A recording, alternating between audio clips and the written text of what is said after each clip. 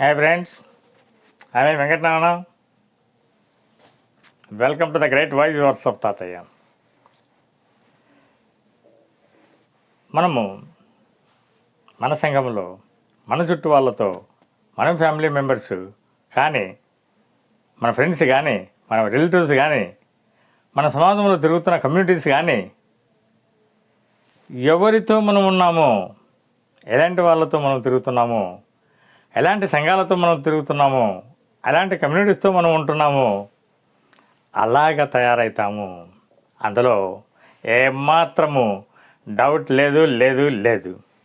ఖచ్చితంగా దానికి మనం ఒక 2 స్టోరీస్, ఇన్స్పిరేషన్ ఎగ్జాంపుల్స్ ఫస్ట్ మనం చెప్పుకున్న తర్వాత మన ప్రసంగం కొనసాగిద్దాం. ఒక కుటుంబం ఉందండి. ఆ కుటుంబంలో నాన్న, అమ్మ, 2 కొడుకులు ఉన్నారు. నాన్నేమో తాగుబోతు. ఎంత తాగుబోతంటే ఎప్పుడు కూడా రోజు తాగొచ్చి వాళ్ళ అమ్మను కొట్టడము, తర్వాత అతను పడిపోవడము ఎక్కడంటే అక్కడ చేస్తుంటాడు. అతనికి చిన్న కొడుకు బాగా దగ్గరయ్యాడు. నాన్న ఎలా చెప్తే అలా వినడము, నాన్నని ఎక్కడ కావాలంటే అక్కడ తీసుకెళ్ళడము, తాగి ఎక్కడ పడిపోతే అక్కడి నుంచి తీసుకురావడము, ఇలాంటివి చేస్తూ ఉంటాడు. అదే పెద్ద కొడుకు అమ్మ దగ్గరగా ఉంటాడు. అమ్మ చాలా మంచి బుద్ధులతో చక్కగా పనికి పోయి పనులు చూసుకుంటూ, కష్టపడి కూలిపోయి అన్ని పనులు చూసుకొని, పొలం పనులు చూసుకొని ఇంటికి వచ్చి బిడ్డల్ని చూసుకొని, భార్యను కూడా, భర్త ఎలాంటి వాడైనా సరే అతన్ని దగ్గరికి తీసుకొని అన్ని సౌకర్యాలు చూసుకుంటూ అతనికి సేవలు చేసుకుంటూ వచ్చేది. కానీ పెద్దబాబు అవన్నీ గమనిస్తూ ఉన్నాడు. 2 బాగా చదువుకుంటున్నారు పిల్లలేమో. గమనిస్తూ ఉండి పెద్ద అబ్బాయి అమ్మ ఎలా చెప్తే అలాగా వింటూ పెరుగుతూ వచ్చాడు. ఒక స్టేజ్కి వచ్చిన తర్వాత మంచి పెద్ద చదువులకు వచ్చాడు. తర్వాత ఆలోచన చేశాడు, ఇంట్లో ఈ విధంగా ఉంది, నాన్న ఎలా ఉన్నాడు, తాగుబోతు అయిపోయాడు, అమ్మ ఎలా ఉంది, వాళ్ళ కష్టాలను తీర్చాలంటే నేను ఖచ్చితంగా మంచి చదువులు చదువుకోవాలి, అద్భుతంగా కలెక్టర్ కావాలి అనుకున్నాడు. చాలా కష్టపడ్డాడు. అమ్మ చెప్పిన ఆ నీతులతో, ఆ సుబుద్ధులతో, ఆ తర్వాత చక్కటి ఐడియాస్తో మరి సమాజాన్ని గమనిస్తూ, చుట్టూ ఫ్రెండ్స్ని గమనిస్తూ, వాళ్ళ లెక్చరర్స్, వాళ్ళ టీచర్స్, వాళ్ళ యొక్క ప్రొఫెసర్స్, వాళ్ళ మెంటర్స్ ఏ విధంగా చెప్తే ఆ విధంగా వింటూ అద్భుతంగా పైకి ఎదిగి కలెక్టర్ అయ్యాడు. మీ చిన్నబాబు తండ్రితో తిరిగాడు. తండ్రి అలవాటు నేర్చుకున్నాడు. తండ్రితో పాటే పడుకున్నాడు. తండ్రి తాగుడు అలవాటయింది. బుద్ధులన్నీ తండ్రిలాగే వచ్చాయి. మొత్తము తండ్రిలాగా చెడిపోయాడు. ఎక్కడ పడితే అక్కడ రోడ్లో తాగి పడిపోవడం, 2 కూడా తాగి ఇంటికి రావడము, నాన్న కొడుతుంటే ఏమీ అనలేక మరి 2 కూడా పడిపోవడం ఇలాగా చేస్తున్నారు. ఒకసారి ఆలోచన చేయండి. ఒకే ఇంట్లో వచ్చారు, ఒకే తండ్రికి పుట్టిన బిడ్డలే. మరి పెద్దవాడేమో అమ్మ మాటిని, అమ్మ చెప్పినట్లు సద్గుణాలతో చక్కగా పెరగడం వల్ల అబ్బాయి చక్కటి చదువుకొని కలెక్టర్ అయ్యాడు. ఆ చిన్నవాడేమో మరి తండ్రి దగ్గర ఉండి, తండ్రితో పాటు ఉండి, తండ్రి బుద్ధులు నేర్చుకుంటూ, తండ్రి అలవాట్లు నేర్చుకుంటూ, మరి తండ్రి అలవాట్లలో తాగుబోతుగా తయారయ్యి లాస్ట్కు ఎందుకు పనికి రాకుండా మరి వీధిలో పాలు పడి ఎక్కడంటే అక్కడ పడిపోతూ కుటుంబానికి అవమర్యాదలు, అపకీర్తులు తీసుకొచ్చే స్టేజ్కి తీసుకొచ్చారు. చూసారా ఈ 2 కూడా. కాబట్టి ఎప్పుడూ కూడా మనం ఎవరితో ఉంటే ఆ విధంగా తయారవుతాం. ఒక చిన్న ఎగ్జాంపుల్. ఒక అడవి ఉందండి. అడవిలో ఒక సింహం ఉంది. ఆ సింహానికి గర్భం వచ్చింది. వస్తే అది ఇంకా నిండు శూలాలు.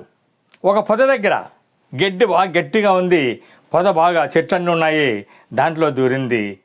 దాంట్లోనే కనేసింది. కన్న తర్వాత దురదృష్టవశాత్తు ఆ సింహానికి ఏదో ఆపద వచ్చింది. అకస్మరణంగా చనిపోయింది. చనిపోతే ఆ యొక్క బిడ్డ సింహం యొక్క పిల్ల అటు ఇటు కదిలి కదిలి కదిలి కదిలి కదిలి లాస్ట్కు తనే శక్తిని సంపాదించుకొని కొద్దిగా బయటకు వచ్చి చూసింది. చూస్తే ఒక గొర్రెల మంద పోతుంది, ఒక గొర్రెల మంద పోతుంది. ఆ గొర్రెల్లో కలిసిపోయింది. కలిసిపోయే గొర్రెలతో పాటే పోతా ఉంది. గొర్రెలతో పాటు మేసుకుంటూ పోతుంది, గొర్రెలతో పాటు కదులుతోంది, గొర్రెలతో పాటు పదుకుంటుంది. అన్నీ కూడా గొర్రె బుద్ధలే వచ్చాయి, గొర్రెల్లాగా, గొర్రెల పిల్లల్లాగా. కానీ దానికి ఒకసారి ఆలోచన ఏ ఇష్టంగా వస్తుందంటే, నేను కూడా గొర్రెనే కదా, గొర్రె పిల్లనే కదా, మరి అవన్నీ కూడా చాలా బాగా తింటున్నాయి, చక్కగా ఉంటున్నాయి, హ్యాపీగా బ్యా బ్యా అంటున్నాయి. మరి నేను మాత్రము తినలేకపోతున్నాను, అరచలేకపోతున్నాను, నా అరిపే వేరే రీతిగా ఉంది అని చెప్పేసి బాధపడేది, మదనపడేది. అలాంటి సమయంలో ఒక్కసారి అడవిలో నుంచి ఒక సింహం గర్జిస్తూ ఆ రూట్లో వచ్చింది. ఏదైనా ఒక గొర్రెని పట్టుకొని ఈరోజు చక్కటి ఆహారం తినాలని లంఘించుకుంటూ వచ్చింది. అంతలేకే అలాగా వచ్చేసరికి ఆ సింహానికి ఈ సింహం పిల్ల కనపడింది. కనపడుతూనే అదేంది గొర్రెల మందలో సింహం పిల్ల ఉందేంటి అని చెప్పేసి వెంటనే పోయి దాన్ని పట్టుకోవడానికి పోతే అది వద్దు వద్దు వద్దు, నేను గొర్రెపిల్లను, నేను గొర్రెపిల్లను, చిన్నపిల్లను అనింది. లేదు నువ్వు రా నువ్వు అని చెప్పి లాక్కొని వచ్చి, నువ్వు గొర్రెపిల్లవు కావు, నువ్వు సింహం పిల్లవు, ఎందుకు నువ్వు భయపడుతున్నావు అంటే, లేదు నేను గొర్రెపిల్లనే, నేను గొర్రెపిల్లనే అంది. దాన్ని తీసుకెళ్ళి ఒక నీళ్లు ఉండే సెలయేరు దగ్గరికి తీసుకెళ్ళి అందులో చూడు అని చెప్పింది. ఆ గొర్రెపిల్ల అలాగా చూసింది. చూస్తే నిజంగానే అది గొర్రెపిల్ల కాదు, సింహం పిల్ల. అప్పుడు అనుకుంది, నీదేంది ఇలాగున్నానేంటి, నీలాగున్నానేంటి అంటే, నువ్వు సింహం పిల్లవే. ఆ గొర్రెలతో కలిసి తిరగడం వల్ల నీకు ఆ గొర్రె బుద్ధులు వచ్చినాయి, ఆ గొర్రెల్లాగా భీతి వచ్చింది, ఆ గొర్రెల్లాగా భయం వచ్చింది, ఆ గొర్రెల్లాగా నువ్వు గడ్డి మేస్తున్నావు. మనం తినాల్సింది అది కాదు, మాంసాన్ని తినాలి.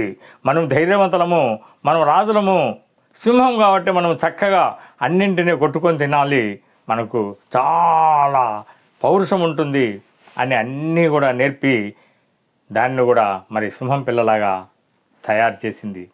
ఇక్కడ చూసారా, ఒక సింహం పిల్ల మరి గొర్రె మందలో కలిసి గొర్రెలతో పాటు మేత వేసి, గొర్రెలతో పాటు కదిలి, గొర్రెలతో సాహసం చేసుకొని కొన్నాళ్ళు ఉండడం వల్ల ఆ గొర్రెల మందలోనే ఆ గొర్రెపిల్లల అరుపులు, గొర్రెపిల్లల మేత వేయడము, గొర్రెపిల్లలాగా ఉండడము, గొర్రెపిల్లలాగా భీతిగా ఉండడము, భయంగా ఉండడము అలవాటు చేసుకుంది.